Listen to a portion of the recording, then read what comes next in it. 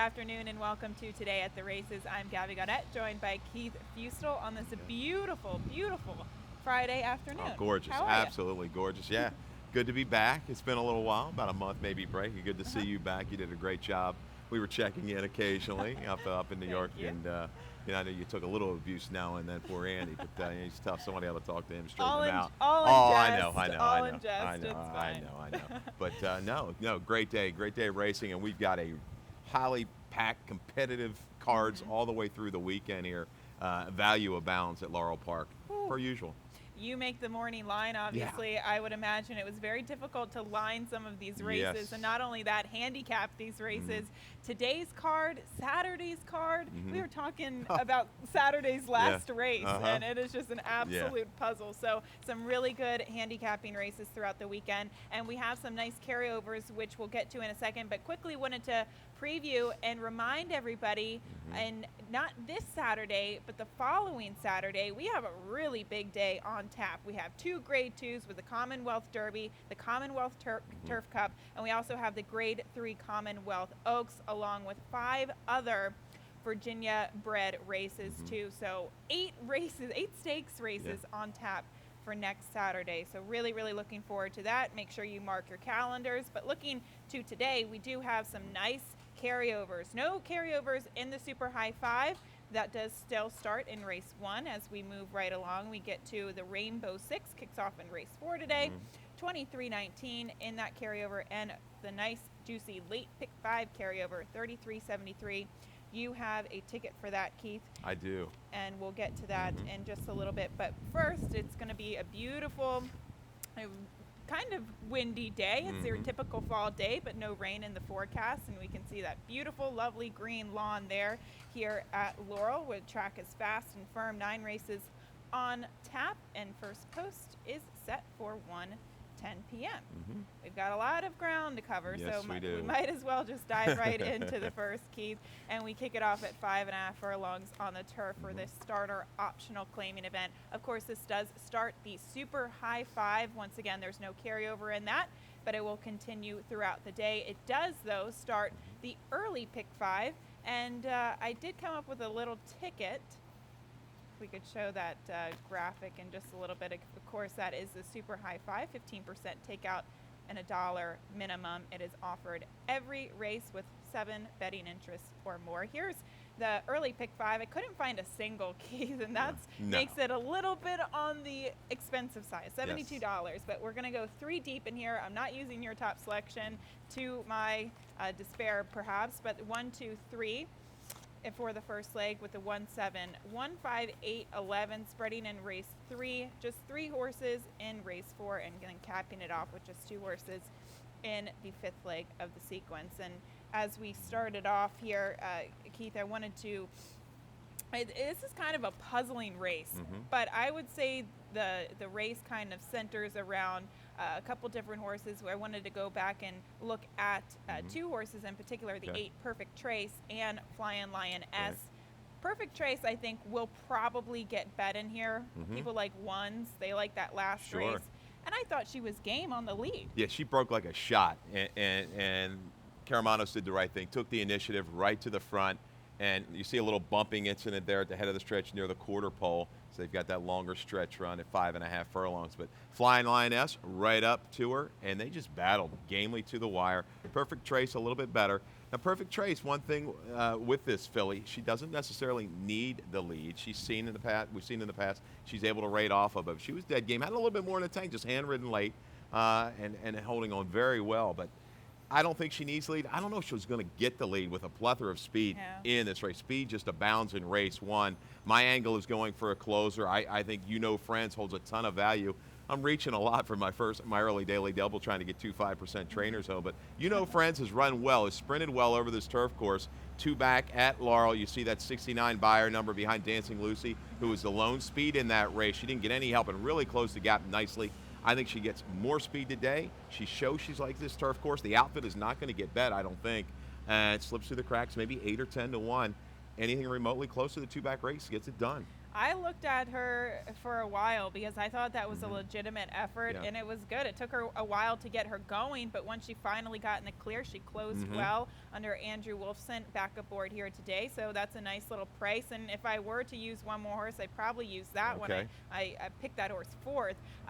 The only going 3 deep in the early pick 5, though. I landed on the 1, Porte Cherry to the inside, sitting atop of Victory. Now, I know last time out it was scheduled turf race was run on the main track, but that was the first time for the barn. So now coming back, and you look at her turf sprints, the subpar efforts sometimes have been against tougher or when she's experienced early trouble. So I think she's going to sit that pocket trip once again under Edgar Prado. Yeah, she showed a little bit more trouble in that race. Bill's got in there, pinched at start, outrun. She did run into a wall of horses late in that race, kind of stymied her late run. She figures to move up off of that effort. Last time was aided by the bias on the main track, though, but she comes back to the turf. She's proven there in a wide open race. You're going to see throughout this race card and throughout the weekend, I think the analysts, we're going to be all over the place in our selections.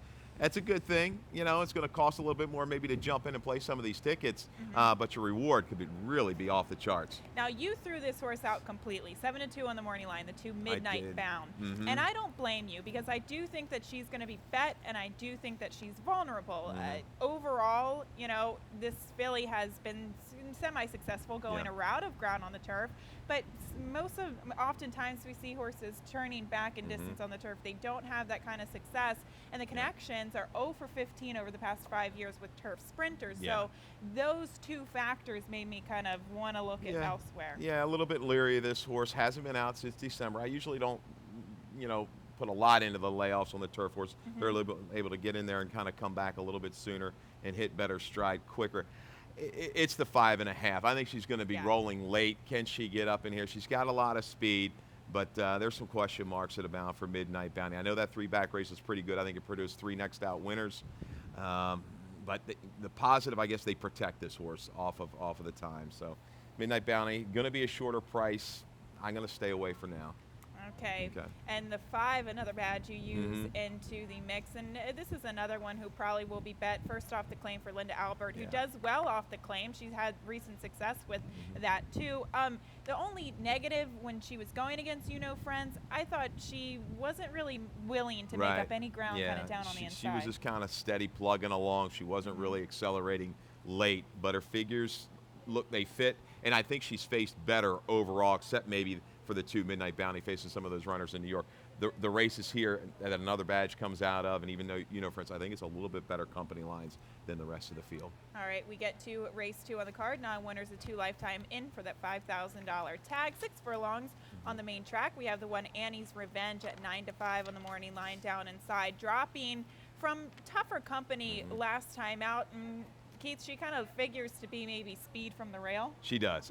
She got a little bit tight at the break, you know, compromise her timonium. You're not going to be able to make up any kind of ground there or kind of get the win when she was hampered just a little bit. She was kind of squeezed ever so slightly, but that's enough to get you, you know, off your game at timonium. Yeah, she's going to be dead scent from the inside, I believe, from Acosta. Question, 6 furlongs. I don't think anybody in this field has won at the distance. Keys Garboy, another shot here. Bob Gamber, can I resurrect him one more time? Had a winner the other day. Meteor came in the other day, the same kind of style, just kind of plods along. And this mare, she was actually rolling pretty good. Now, granted, it was at a half mile. Can she sustain? She was finished pretty well at timonium. Picks up a little bit more experienced rider in Yomar Ortiz. We'll see. I mean, Jared Journet did a good job last time, saved a lot of ground. They're going to try Yomar today, and I think Keys Garboy is going to benefit from Annie's Revenge, maybe Red Soul Diva, and Lock Up the Bourbon. They're all going to be engaged in the pace sometime by the field hits the top of the stretch. I could see that. We've seen improved speed from Lock Up the Bourbon lately, who I'm going to go against. It just looks like she's a filly that has improved at timonium, and some horses either really like that track, sometimes they don't, sometimes it doesn't transfer back here. So I did go against her. I'm shopping for a price of 7, Red Soul Diva for trainer Wayne Potts, and it was long ago that I knew Wayne kind of thought this filly had some talent, and she was injured. They gave her time. They brought her back, and last time out, I'm willing to give her another shot. Okay. That was off that layoff since September 2015. She really couldn't keep up with the pace going 4 furlongs. I think she's one that will improve with a little bit more distance where she can maybe settle more. And she picks up the lightest weight in the field with a 10-pound apprentice, Anna Caro, who actually she's now riding here, but she used to gallop in the morning for Michael Matt, so we welcome her, the new 10-pound apprentice, and I think she had some experience with amateur races. Okay. So I'm taking a shot here, lightweight, outside, potentially pressuring the pace early. Yeah, and her price will come down. Delightful Storm, I had a 5-1, is scratched out of this race. Yeah, I've got her line too high, Red Soul Diva, no doubt about it, looking back. But the one thing that kind of maybe hedged a little bit higher on her, they didn't really play her like I thought they would. Even at the 4 furlong distance at Timonium, I thought she would draw a little bit more play last time, Gabby. She did not. She just kind of ran even, but she probably needed that race, and she'll be poised to stalk from just off of Annie's Revenge, and I think the 6 lock up the Bourbon. Okay, that is race 2 as we move right along to the 3rd, going out to the turf course at 5.5 furlongs for this open $7,500 event. And this is another kind of scramble here. Billy the Bull, huge defect in this race. The 4 Billy the Bull was 5-2 on the morning line, so figured to take money and was probably the fastest horse in the race. So now where does the speed go? Right, Billy the Bull, what he won his last 4, I guess, at this level. He loves the $7,500 tag. Nothing but ones right to the front. We're gonna have to wait for another day for Billy the Bull. The speed here, interesting. The Pulse, I think, has a good turn of foot. Was game in the only turf try. 13th Avenue with speed, maybe incredible terms coming off the Charlestown races. Even Racy likes to be up close, has to draw outside, may have to draft in and rate a little bit. Pretty tough to figure the pace, but I think the Pulse is probably going to be the one to take the initiative and go to the front. 13th Avenue, I'm going to forgive the last race. They've done okay on this claim. They drop it back to a realistic level. Last time was against the bias. The turf was a little bit softer, was down inside. I don't think it was the place to be last time. I think 13th Avenue, I like the aggressive spot. One last chance. If he doesn't fire today, I think it could be, not too much of a distant future for 13th Avenue. But I think he can stalk and pounce today. And we'll get to a horse later on the card where it's like an aberrationally low figure, and you have to kind of scratch your head, and you're thinking, okay, well, something happened, something went amiss. And I like this horse's races that he's put in over the course of the past year with Phil Schoenthal. He does this frequently. He claims horses, he shortens them up, he puts them on the turf or the dirt, and he just has a lot of success with that. I like 13th Avenue. I agree with you. I think he's kind of a versatile play here, or he has a versatile running style. And then we have the 11 Racy to the outside. I didn't quite know what to do with this horse. To me, Keith, I just think he's got a little bit of phony to him now coming out of that the starter allowance company. Right, the 9-year-old, they ran the one time for the tag and said, oh, now we're going to go ahead and protect.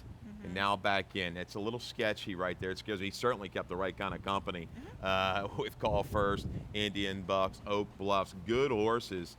I think he's going to be poised to strike. Will he follow through? That's the biggest question. Got a little bit of hang in him late. And he's going to be a shorter price definitely now since the scratch of the 4 of Billy the Bull. Very well could be the favorite in here. Okay, the 8, the Pulse, I'll throw into the exacted there, just thinking that he is very fast. So the fractions that he sent in the early part of his race, going 5.5 here, they're probably quick enough for him to dictate in this race. So I think it was a legitimate effort. He came back out of that race to run well on the main track too. So it looks like a horse that just might be peaking at the right time. So I'll throw him in. You throw in the horse that draws in off the AE. Put my your old seatbelt favorite, on. yeah. If it's 75, I've got to put your seatbelt on. Yeah, he's going to have to somehow work out a trip. Form looks like it's been dirtied up the last couple. They got really ambitious with this horse after a couple wins. Yeah, rightfully so. I guess he deserved a chance. I'm just hoping the return back to Laurel, one of the tracks he's run well over, he can kind of draft in again. He can kick home when right. He's got a pretty good grinding stretch run over this turf course. The one other horse I think we should mention is the one Dreams Gone Wild to the inside. This is a horse who they claimed, Jamie Ness claimed last season. They immediately dropped him in. I mean, this is a horse that was facing Ben's Cat at some point. They dropped him in for the $7,500 tag. He was bet heavily, did no running, gave him time off. Now he's back here in for the $6,500 that's something, tag. boy, this just complete. I would not want to get beat by this horse. I guess in the early, your pick 5, your pick 4s, you probably almost have to. You're forced to put I hated this horse back in November. But now, the 7-year-old, they're going to give him another chance. Mm-hmm. I think they've got a free pass to try to get one away, and he tracks Trevor. Mm-hmm. So. Which is a positive. Yes, yeah. He's a tricky horse. Yes, he is. I wouldn't want to get beat with him. He's going to be in my early gimmicks, no doubt about it. And he's also very fast. Oh, sure. If he reverts back to his old That's true, form or anywhere near it, he could be the speed. Yeah, he takes the place of Billy the Bull and goes right to the front. Exactly. Interesting race. There is race 3. We go to race 4. This does kick off the 20-cent Rainbow Pick 6 and carryover 23-19 is that carryover. I came up with a ticket here that does start in this race, and I do have a single later on today, Power Nap in race 8. It's a turf sprint. I usually don't like singling in turf sprints because really anything can happen, but I needed to spread in the last race. It's wide open, and I really didn't have a solid opinion there in the last. So using 3 to start us off with 2 by 3 by 3, singling in race 8, by 5 in the last race, $54. So I know you have a pick 5. We'll get to that in race 5. But first, this maiden $10,000 race, 6 furlongs on the main track. And Keith, how did you see this race? Take a gun to my head for this race. This race was impossible, Gabby. You know, you've got Coppin out. They claimed for 16, kind of dropped, and worked its way back up. A decent effort. I think an inflated number at Timonium. Fancy Outflanker, another one, showed a little bit of potential, you know, not really panning out. Danish Pastry jammed off of time, no good. I started with a whisper. I'll take one more shot with this horse. I bet it at Timonium. The 4 furlongs was just too short. Broke down from the inside, and they just ran away from him. Punchalunga, one of the faster times, the half-mile times over the meet at Timonium, 46 flat. But the 2-back try is good enough. August 14th was against the grain of the track, down inside, made a nice little middle move, and had some traffic the last 1/8 of a mile, but continued on willingly. Buyer number fits. Draws a little bit better to the outside. I think this horse can get into tracking position and hopefully follow through.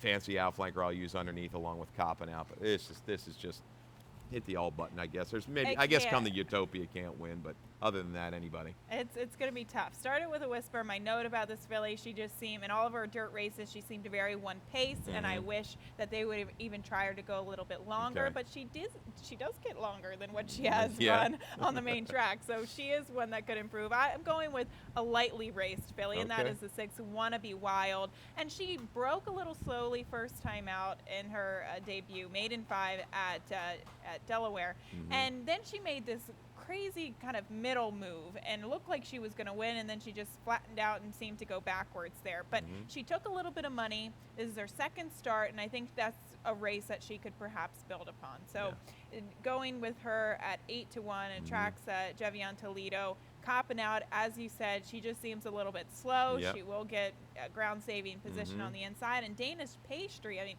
she was supposed to win that race last time out. Was. So yeah, she looks like, I guess the speed, Wanna Be Wild, your horse kind of broke a little slow, might have, you know, with an alert break, could be up with a pace. This is this is a tough one to get through, but started with a whisper. Gets one more chance. Make sure you cover all your bases. That is the first leg of the Rainbow Six. We're going to take a quick break, and when we come back, we'll talk about the pick 5. We have a carryover, and Keith has a ticket right after this. Don't miss Maryland's Day at the Races, Saturday, October 22nd at Laurel Park. Come party with friends on Jim McKay Maryland Million Day. It's the celebration of Maryland's horses. Great fun for fans of all ages. Gates open at 11 for an exciting day of racing. Great entertainment on the track and a collector's cap, too. Don't miss out on the fun at Laurel Park, Saturday, October 22nd. For more information, visit MarylandMillion.com or MarylandRacing.com. See you at the races. Maryland Million Day is in our sights, October 22nd, so it'll be quickly coming up. We have big day a week from tomorrow, and the Commonwealth Day. We have 2 grade 2s, 1 grade 3, and overall 8 stakes, so big day, but still a big day here. We have a carryover in that late pick 5, $3,373, and it's a tough sequence to tackle, but you did it. Keith, let's see your ticket. I tackled. I might have whiffed, but we've got a ticket in the 5th race. Well, that's Stan's. That's Stan's ticket, a $54 ticket. Yeah, Stan, where's Stan getting a little lighter ticket than me? I'm $72. Stan's usually the high roller, but no, I guess $72 ticket, same value as your early pick 5. Yeah, 3 deep by 3 deep. 7th race and the 9th race are the only 2 races I'm trying to narrow down. Struth, deadly form right now from Trombetta. The question mark is the mile distance. I like Memories of Winter as well. Morgata, when he comes in, he really means business. We'll go 4 deep in the 8th. 8th is just a real head scratcher race. Good race. I like a value in there, maybe with Minor Legend off of that ease race last time out. And then the last, I think Lacey got that. He's just got a shot with Cold Spice. You know, second time gelding, first time gelding, I believe, on the turf. And we'll use the speed of Tis Days Are Slow. Jarvis, I'm not going to take, you know, big jam job. A lot of people sing this horse. You know, good luck. Yeah, if it beats me, beats me. But I want to try to take it down. $72 ticket. I like it. All right. We started off with race 5, a nice starter optional claimer. We'll take a look at Capuchin, who this is the race 2 starts back when she wound up breaking her maiden at odds of 40 to 1. But Keith, I think her race sprinting on the turf, 5.5 furlongs against maiden claimers, legitimized this performance, and I just think she's much, much the best on the turf. Yeah, Queeve stepped up out of that maiden 25 and has run okay. Last time out, it didn't run so well, but followed up with a couple good races. But Capuchin, I tell you, she was dead game, gritty as could be in the maiden special weight win. Last time out, caught 4 wide. A long, long way. I like the way she moves back inside. She's tactical enough in here. She's going to be a shorter price for a barn. It usually doesn't attract a ton of money, but her recent form is proven. I think she's good enough against this group.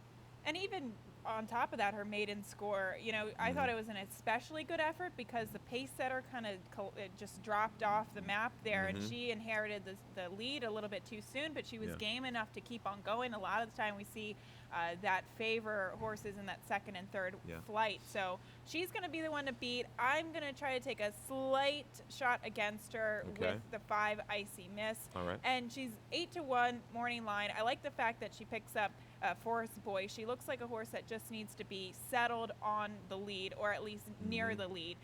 2 starts back when she broke her maiden, it was against maiden claimers, and I thought she was pretty fortunate to win. She went wire to wire in kind of a soft pace.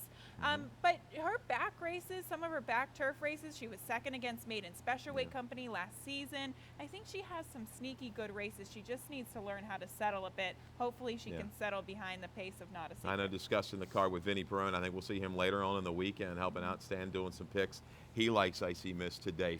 Just as like you said, it looks like if she can get out there, relax a little bit, she could be the controlling speed. I don't think Capuchin's going to let her get too far away, but let's see how this turf course is playing. Could be a lineup race. Maybe those 1-2 around the racetrack. I think Jem really stepped up nicely off of the Nellie Mae Cox race June 25th. That race has really produced some horses that come out and run very well. Easy win last time. Benefited a little bit by a duel, but had something left in the tank. That's 2 Jem. Beaches and Bourbon is going to be my horse I'm going to come back and give one more shot to. Didn't run too well on the mud last time out. The good turf course, 2 back. She must have hated it. I like the protect move. They're going to stick with this filly at 25,000 horse. You know, we're going to give away for 16 early in her career. Overcame a ton of trouble when breaking her maiden. One last shot with her. I think she'll be a little bit more tactical in this field. At the price is going to be right. I think she's going to fall through the cracks a little bit at price.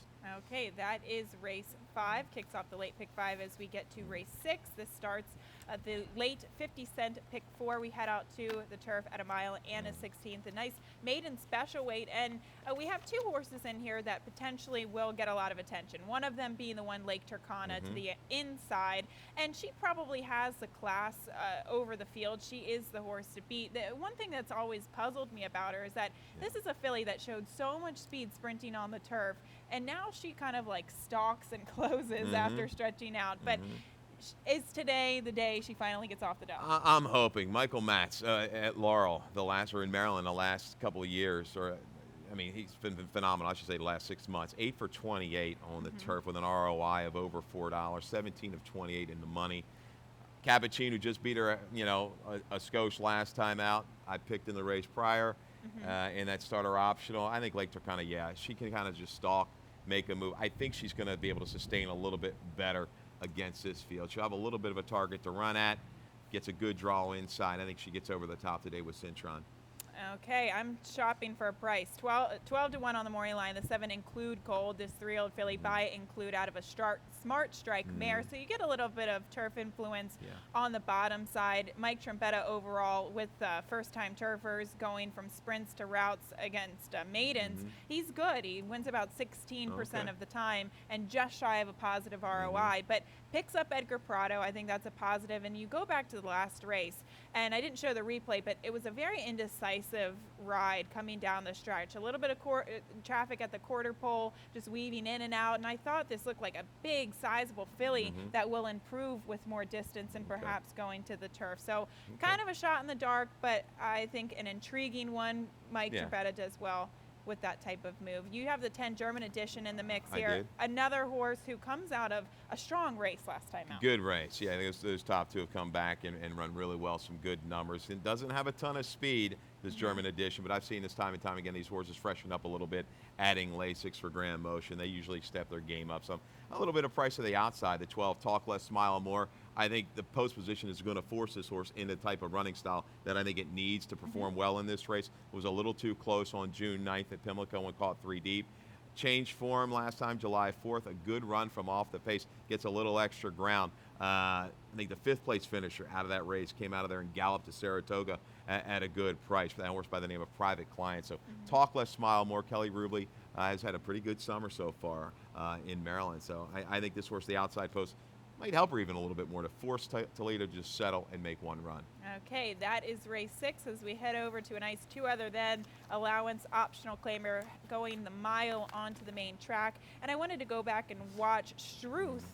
And this was going back a ways, back to the 3rd of July when he was narrowly defeated by Demon Buster. And this is a horse who they gave plenty of time to, but looked like a horse that had a lot of talent early in his career. They brought him back off the shelf. He won. After that, he came back and ran his best career Beyer speed figure at 7 furlongs and at Laurel. And sometimes we see horses really translate that well from 7/8 to the 1-turn mile here locally. Yeah, and there's Admiral's War Chest right in there, right? One-time Maryland Million. Classic winner. Yeah, classic winner. So, yeah, in this condition, Struth fits. He ran awfully hard last time, though, Gabby. I mean, just a real good horse race between the Larry Jones runner, Totally Drenched, who came down and stepped up his game. He had run well prior at Keeneland in Tough Allowance Company. These two ran away from the field. They ran 1-2 around the racetrack. I think Struth's going to get a little bit more company today. I think Memories of Winter, this trainer, Anthony Morgado, pretty sneaky. When he comes into Maryland, he means business and does well. Memories of Winter, a recent gelding last time out. Dead game at Monmouth. I like the stretch out here. This horse ran fast enough at 2 over the surface against a good field. Marengo Road was in there.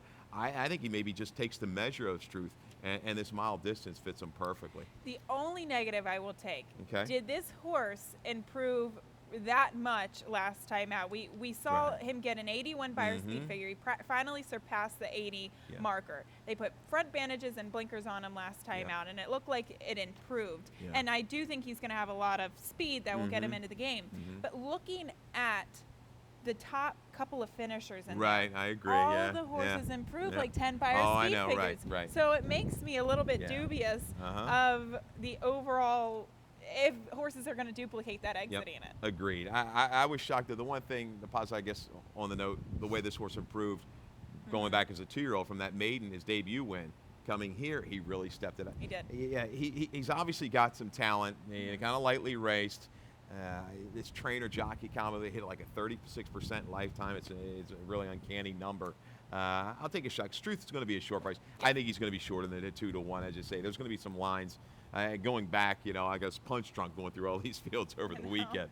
I think Struth's going to be a shorter price. Easy River is a horse I think is going to be a decent price again. I'm going to give him another shot. I liked him last time. He really didn't fire through. As we said, the speeds went 1-2 around the racetrack. But Hammy, 3rd off of a layoff, going 2 sprints to the route. It's a good stat for him.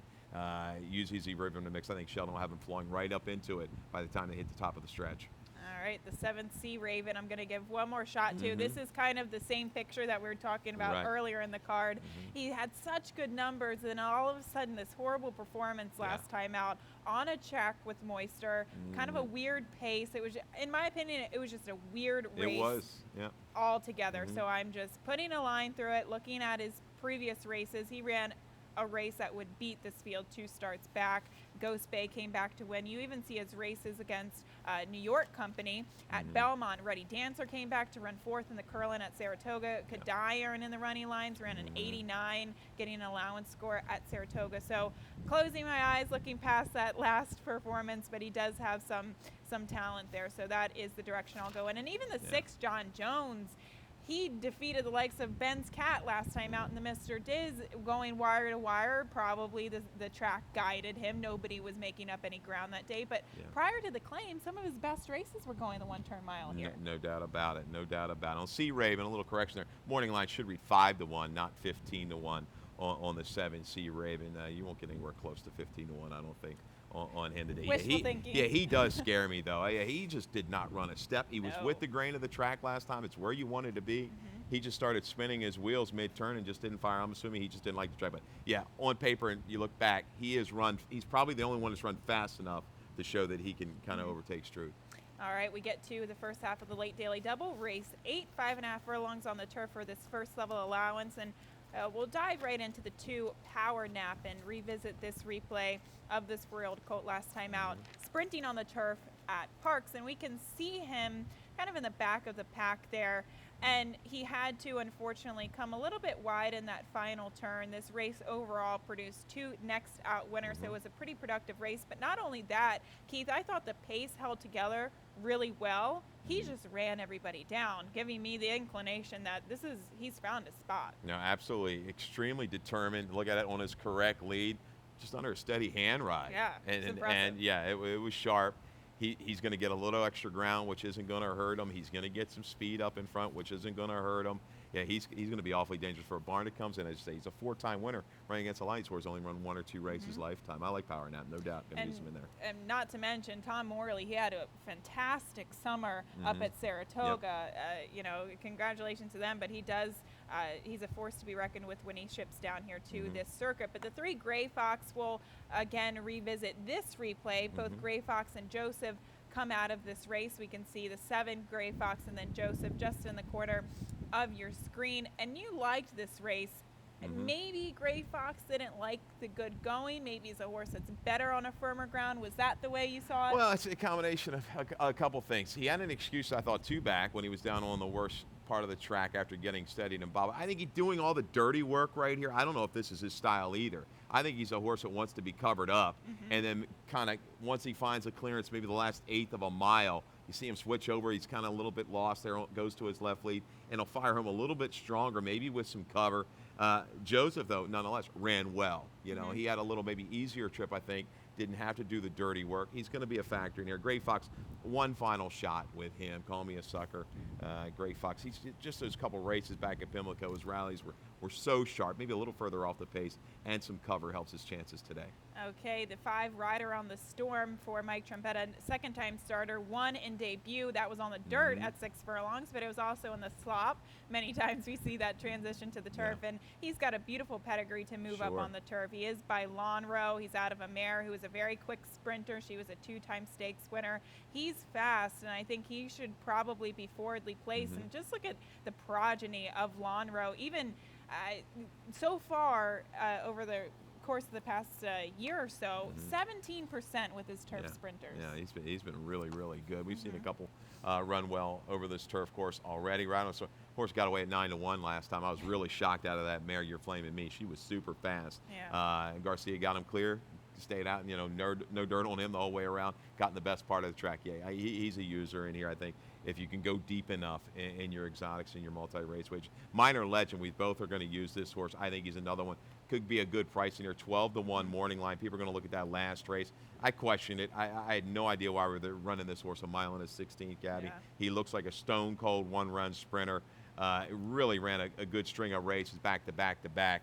He's a factor turning back in distance, and I like the Toledo Stays. Off the pulled up and walked off comment. Okay, I agree with you. Definitely a true turf sprinter there, getting back to a preferred distance. We'll wrap things up with the 9th and final race, a maiden $16,000 event, 5.5 furlongs on the turf. And this is a crapshoot of a race, in my opinion. And somehow we both kind of like the 9 in here, Tis Deja Slew. This is a horse who I'll pick on top. 2 starts back, sprinting on the turf, was down on the inside, was kind of rank and pulling, Yeah. steadied inside from that rail post, draws better today, and has kind of those back turf numbers to maybe legitimize his efforts against this field today. It was a good race against maiden claimers earlier this year. Yeah, we've chased this horse around a few times. I know Dave Robbins liked him a couple times. Tisday's just a definite excuse down on the inside August 5th, caught down against the bias on August 21st down on that inside part of the racetrack. He actually held pretty well that day. He looks like the legitimate speed. Maybe Boss Magician will go, but with a clean break, and if he doesn't go to those antics and Karamanos has to fight him, just let him go ahead and roll out of there. I think Tisdacious Slew takes the field a long, long way at a good price of 3 Cold Spice. I'm going to use for trainer Lacey Gaudet and Morris Bailey. Cold Spice, first time gelding now on the turf. Last effort, not too bad, encountering trouble in that August 21st race. Really kind of finished up with good energy. I'm going to way back machine, going back to 2014, that sprint at Kentucky Downs. Good enough. The other number in the mile, good enough. I think this horse is going to be a major improvement transferred back to the turf course. You look at his past performances, and it's almost like a Jackson Pollock painting. It's just all thrown up there, and you don't really know what to make of it. He was beaten 26 lengths before, and then he comes back with a good effort. Yeah. So there's a lot going on with this horse, and I for sure, he's not my top 3, but I for sure used him in the pick 6 and the pick 5 sequence. Using the 5 path dependent protectively too, and the 6 Storm Candy didn't break well, dwelled at the start, did 0 running after that. Final quick comments though, Keith, on the 8 Jarvis, 8 to 5. You throw him out of your late pick 5. Yeah, he could be shorter. I've just kind of been against this horse. He just is a stone cold teaser. I guess Hartzell saying, hey, maybe we can kind of fool him, bring him a little bit further off the back, further back off the pace and make one run where he just gets that momentum and can get by a field of this level of the maiden 16s. That's going to be the way to do it, because at the mile and 16, he just does not want to sustain that run. All right, well, that's a wrap for us. There's 9 races on tap. Once again, we have a carryover in both the pick 6 and the pick 5. We're going to take a break. Dave Rodman will be up next. Good luck. Good luck.